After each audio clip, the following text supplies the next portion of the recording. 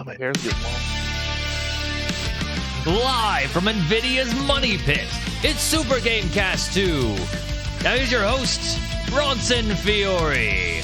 What is up, everybody? Welcome to Super GameKast 2, your number one place for video game news on the internet. I'm Bronson Fiore, joined by the always awesome Aaron Reynolds. I'm feeling a little low-key awesome today, but I'm here. How are y'all? Hey man, I feel it. I went so hard these past months to getting full Brutal Gladiator and clearing every raid of Burning Crusade except one. Good lord. But we're also joined by the sneakiest of ninjas in your HR department, Jesse Pewitt. Mm-hmm. That's right. Hello. Good morning. Stealthing his way to hand you your termination form. Oh boy. I hope not. I hope not. That's sad. And finally, our mod mommy, wielder of the biggest banhammer, Emily Hulslander. I just want to give a quick happy birthday. It's a little late, but happy birthday to our friends at Sly Cooper. Just celebrated 20 years this last week, so. Oh, 20 years. Yeah. Wow. You know, what was required for me to play all these video games was a graphics card in my computer. It sure was. Graphics cards, they are integral. They are. Essential. You need those to play. You know, because an APU just doesn't get the job done. Weird. You need a graphics card. Yeah. So hey man, I heard that NVIDIA news happened. Oh, NVIDIA released their new cards, or at least announced them, right? They announced their new cards, and man, this was like the most depressing shit. Like after all this scalping and fucking bullshit with the 3000 series, everything getting back to the way it was. Like we're finally like, and I thought these would get a price hike, right? Right. Like I had a feeling like the market was stupid and didn't wait and showed that it was willing to pay fucking $1,200 for an 80 series card. Mm-hmm. Good job, people with no self-control. Thanks, assholes. So the first bit of news isn't that big of a deal, which is the 4090 is going to cost $1,600. Which, yeah, okay, it's $100 more, and it's whatever. Like, if you're spending $1,500 on a graphics card, an extra $100 is gonna break the bank. Like, right, if you're going that high, yeah. Yeah, if you are buying a 90 series card, whatever, not a big deal. Yeah. The big deal comes in the 4080. Or 4080s. Mm-hmm. Yes. Well, 4080 16 gig and 4080 and 4080 12 gig. It's 12 gig, right? For the other one? That sounds right. Yeah, okay. We'll go with that. Anyway, 4080 12 gig. So what ends up happening is Yes, 12 gig. Mm-hmm. Yeah, so what ends up happening is they release that news, and one, that's even factoring in add-in board partner pricing, that is a $400 price hike on the 80 series, Mm-hmm. the one you would want anyway. So there's that. So you get that fun, and then not only do you get a $400 price hike, they have the other 80 series, the lower gigabyte one. That also is really just a 4060 in disguise. Mm-hmm. So it's 3 4060s in a trench coat. Yay, great. Yeah, because what it is instead of having instead of a 256-bit memory bus, it's 192, which typically is the 60 series and below, and it also has less CUDA cores than the 3080. Oh wow. Yikes. So, and they're making all these claims, of course, of like 2 to 4x performance, and then like, oh man, they put in this new DLSS AI technology that is only for these cards. It won't work on the 3 or 2000 series, which, okay, shit has to advance eventually. I get it. But on the other side of that, I'm just sitting here going like, okay, I guess. So, oh man, like it's just every part of this was bad, and I keep telling people to like literally do anything else. Last week we talked about a story where Frosk was horribly inappropriate in regarding to her treatment of her colleagues, saying I survived with a deal with it lizard, Right. And this week she got fired. Yeah. Man, maybe you when you already have some real fucking like some real people who dislike you, like maybe you shouldn't. Who are be real people? Yeah, like like No, you I'm shouldn't asking you. Who are real people? When you say real people, like a lot of the fucking audience of 4G4 already didn't like her very much. It's in every fucking video, and then you just outwardly be kind of an asshole to all your coworkers that just got fired. You kind of deserve this a lot, like fucking bruh. You can't be like, instead of being like, oh hey, I survived, let's play games, lol lol lol lol. You shouldn't do that after a whole shit ton of your coworkers got fired. As far as I'm concerned, this shit was karma. Like real time. Karma's a bitch. Yeah, like real time. There's two separate tracks. There's like what the audience thinks of her, and then this action. And I think this action is probably pretty extreme. I don't know what else she did at work to like get shit canned essentially, but I do think this is in like real bad taste. Yeah, this is like that.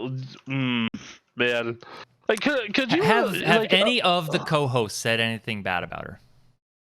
Not yet, but I'm pretty sure that Yet being the operative word here. So there's a lesson I learned from Giant Bomb. They will either. There's a lesson I learned from Giant Bomb, and that's not to be offended on behalf of coworkers when they haven't said anything. How much of this is gamers being mad? Like, yeah, she seems like she could be unpleasant to work with. She does not seem like a personality I want to be around. Right. But like, I'm just seeing all of this as gamers getting caught up in their gamer bullshit as they like to do. I'm sorry. That's just how I see this. That's fair. I still think that shit was in super poor taste. Like, imagine at your job, like a whole bunch of people got like 20% of your staff gets laid off, or like it might have been more, and then you come out on social media where all of those coworkers are and be like, I survived. If I was in a workplace where I watched her struggle with that harassment and gave that speech and everyone was really supportive of it, and then she became the face of the channel's hate for months on end, I would, it's not the best, but I would understand. If like other people come out and say like she was awful at work, like I would believe it, but that I would not be surprised. I would not be surprised, but yeah, I would need to see it. And here's the key thing. Here's the key thing about this story for me personally. And I don't know if you guys talked about it on last week's show. Guys, I was a big fan of G4 when I was younger. I haven't watched shit since this started. I watched a little bit of it when it came out, and then didn't touch it. So my question, like it says, there's an update here. Pereira departed, and he left. He left, but he said it was months in the making, which means this was the plan. What is the plan for a 2022 G4? Because as this has rolled out, I don't know if they understood the assignment. So Twitch has banned streaming of unlicensed slots, roulettes, and dice games that involve betting real money. A popular Twitch streamer that is Slicker. No, is that quite? yeah, okay, Slicker Yes. has scammed around $300,000 out of his followers and fellow streamers to pay for gambling expenses, and this prompted pretty much everybody to call for the banning of gambling and gambling type shit on Twitch. Like that's essentially what happened. So This is a good start, because this is what kicks off all of the other drama coming to light. So this dude, and so like gambling addiction is a real problem, is like evidenced by this guy, or like if you go watch Trainwrecks, who's down like $2 or $3 or $4 million. But fucking Jesus. And here I thought Rich Campbell spending like hundreds and thousands on loot boxes was sad. when we get into Train, I'll explain like how he's lost all this money and how he gets his money. Yeah. But dude, I just love how I love I just love that you're like captain of the drama report this week. Oh my god, I am so I love it. It's like fantastic. I love it too. I'm glad like, someone's on top of it, because I tried for a quick moment and there was so much. I was like, I have to give up. I don't know who these names are. I'm out. All right. I quit. Jesse's Go ahead, Bronson. Jesse's drama report. Let's go. Yes, do it. absolutely. Yeah. New segment on the Oh, podcast. God. I have always there we go. been like, I don't care about like celebrity drama. This is stupid. I hate reality shows. And then like the Dr. Disrespect thing happened, and I fucking like was in, and that was what kind of like keyed me into this. So I now embrace it. It's fine. That's great. So Slicker, what he was doing, he would be like, man, I can't make rent this month, and this was his story. I don't know if it's true or not, but he would reach out to people and be like, I can't pay rent this month. I need $1,200 like right now, so I can pay rent. Oh yeah. It's this. I have this problem. I don't want to admit to it. I don't want people to know about it. So please don't tell anybody you loan me money, and I'll get you your money back. So he would get money from streamers and followers, and then he would gamble it, trying to double it so he could pay back the person, and he'd get deeper in the hole and continue on with this pattern. Is he reaching out on stream, or is he messaging? I know for other streamers he's messaging. Okay. Yeah, yes. So for other streamers he's messaging, and for obviously his viewers he's reaching out on stream. On stream. Okay. All right. Yes, So he's doing probably both. saying All things like I need donations for rent money or something this month. So this led into a spiral, and then finally somebody mentioned something about it, and that kicked off a bunch of people who are like, hey, he asked me for money too. And that's kind of what started like all of the drama that started this week, because it led to, as Bronson said, and Bronson, I'll let you continue after this, but it led to people calling for gambling to be canceled on Twitch. Yeah, like Pokimane and I think Hassan and a couple other people, and like Asman for sure. Like I specifically retweeted Asman about like, yeah, this shit needs to be stopped. This is fucking like someone scamming $300,000. Like, especially because like Twitch, whether we like it or not, there are a lot of kids on Twitch, and we have repeatedly said our show is not for children. Really, none of our content is for children. I mean, we have a notice that pops up when you start our stream. So yes, but like a lot of people don't do that. Yeah. Like I've never gotten that on any of the big streamer channels. No, that is something that we are very explicit about. Yeah, we specifically say this is a soft R. This is not for goddamn children. So. Yeah, like, I realize by making that decision we are intentionally cutting our market. I understand. Yeah. But like, we like to use the curse words, and we like to be able to do things that might be impressionable to kids.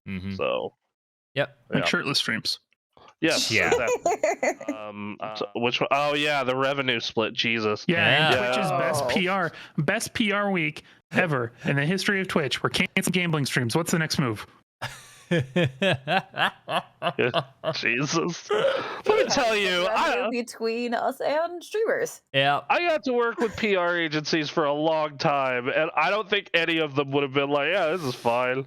Yep. No. I mean, to be fair, this is on par for Twitch handling Twitch. It sure is. Yeah. This is one of the most Twitch-ass things I've ever seen in my entire life, but... Yeah. Oh, dude, boy. just all right. So the good news is, if you're like our size, this doesn't affect you at all, really. Right. You know, like it's one of those things that like we're still going to get our 50-50 split. But if you're over a certain size, like over 100K a month, your revenue split is being cut down even further, essentially. Yep. Yeah. So, you know, I guess just tell your subscribers to make it so you only make 900 and, you know, or $99,000 and you'll be fine. I guess you can incentivize donations more, right? Because those go straight. Yeah, to you. this is literally just going to push a shit ton of people to Patreon is what this is going to do. Yeah. Yeah. And so for those of you who don't know, Twitch has two payment tiers for subs. There's a 50-50 split on subs, which is what most smaller streamers have. If we they have a sub button. If you are a larger streamer, somebody like Asmongold, somebody who was like Mizkif or XQC or Trainwrecks or any of those large streamers, Amaranth, you get a 70-30 split instead. And then once you hit 100K, it tiers back down to the 50-50 split. So you're essentially cutting it. I think when I watched a video on somebody who did the math, it cuts your income by like 30% after that tier. Oh, Jesus. Yep. Which, to be That's fair, like on the one hand, that's super shitty if you're in that streaming tier. On the other hand, if you're making that much money every month, I'm not exactly going to cry I'm gonna for feel you. bad for you. Yeah. Yeah. And what's weird is Twitch's justification for this is that it's too expensive to keep Twitch running, which is weird because Amazon owns them. Yeah, but that they still like bandwidth is expensive, bro. Yeah, well, I know they have most of Twitch's staff is engineers, software engineers, but like the thing that gets me is that we don't see what they're doing. Yeah. So it feels like there's too much overhead at Twitch. I can definitely see that.